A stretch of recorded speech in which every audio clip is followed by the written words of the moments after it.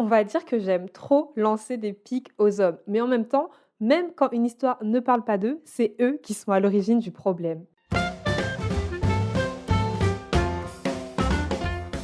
Bienvenue dans Délit des livres, le podcast d'une antillaise aigrie qui juge les livres dans la joie et la mauvaise foi.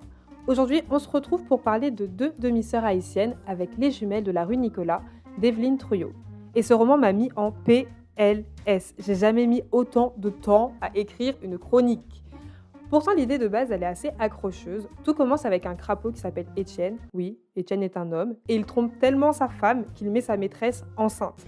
Et le clou du spectacle dans tout ça, c'est que sa maîtresse accouche de Claudette quelques heures avant que sa femme n'accouche de Laurette. Oui, en plus de ça, le crapaud marque le coup avec deux petits prénoms qui se ressemblent. Mais attention, ce roman n'est pas une histoire de tromperie, mais plus celle d'une mère maltraitante.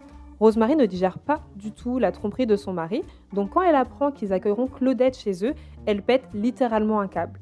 À partir de là, Rosemary elle se prend un peu pour la Dursley d'Haïti ou quelque chose comme ça, parce qu'elle crie, elle tape et elle prive Claudette de nourriture. Mais comme les Dursley, le plan de Rosemary il tombe à l'eau. Elle n'avait pas prévu que sa fille devienne la meilleure amie de Claudette ou même que les deux se ressemblent comme deux gouttes d'eau. Et comme toute personne qui se respecte, Rosemary ne supporte pas de voir son plan échouer et donc elle décide de faire la misère à Claudette, mais aussi à sa fille.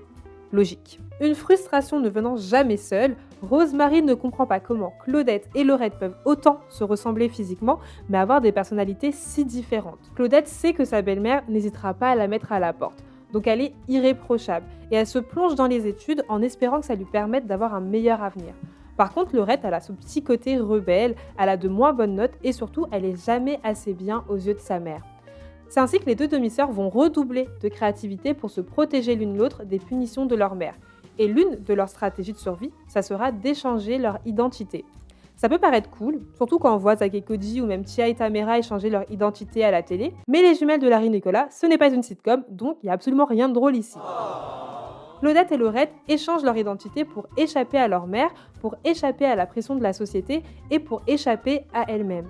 Cependant, on comprend dès les premières pages du roman que ce jeu n'est pas sans risque. Au début de l'histoire, Claudette est seule aux États-Unis et elle ne sait pas si elle est Claudette ou si elle joue à être Laurette. Ce qui peut paraître un chouïa stressant, puisqu'elle est en train de préparer un rendez-vous avec l'immigration. Évidemment, l'un des grands thèmes des jumelles de la rue Nicolas, c'est la santé mentale, avec ces deux sœurs qui finissent par se perdre à force d'échanger leur identité. Mais il sera aussi question de relations familiales, avec la question du favoritisme, de la violence et de la pression mise par les parents. Mais malgré l'idée originale, je vais être honnête, j'ai terminé le roman et je ne savais pas trop quoi en penser ou même quoi en dire. Ce qui explique pourquoi j'ai vraiment galéré à écrire cette chronique. J'ai rien compris au début de l'intrigue, je me suis souvent demandé qui parlait et vers quoi se dirigeait l'histoire. Puis à la fin, quand tout s'est finalement emboîté, j'étais tellement choquée par ce que j'étais en train de lire et par la conclusion de l'histoire que je suis restée bouche bée. Je dois quand même reconnaître qu'il y a un petit quelque chose dans la plume d'Evelyne Trouillot parce qu'elle a su me faire ressentir les peines et la colère des filles qui ne pouvaient ni poursuivre leurs rêves ni réagir face à des situations qui les dépassaient. Et rien que pour cette plume que j'ai trouvée très belle, je suis prête à lui laisser une seconde chance.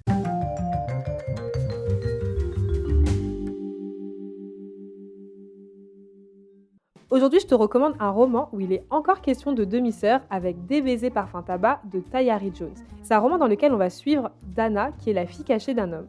Elle a toujours su qu'elle était la fille cachée, elle a déjà croisé la famille officielle de son père, mais la famille officielle ne sait pas qu'elle existe. Je vais être honnête, j'ai surtout été attirée par le drama potentiel de ce roman, parce que lorsque ça commence, Dana se demande de plus en plus pourquoi elle garde le secret de son père.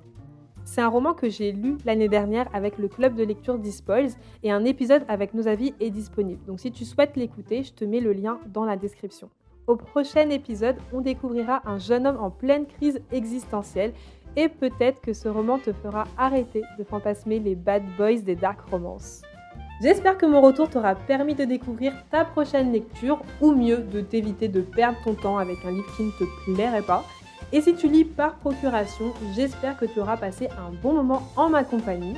Et si c'est le cas, je t'invite à mettre 5 étoiles au podcast Délit des livres et à le partager à un ami qui a besoin de lecture dans sa vie. Sur ce, je te dis à la prochaine, je t'envoie des cœurs sucrés. Tchuss!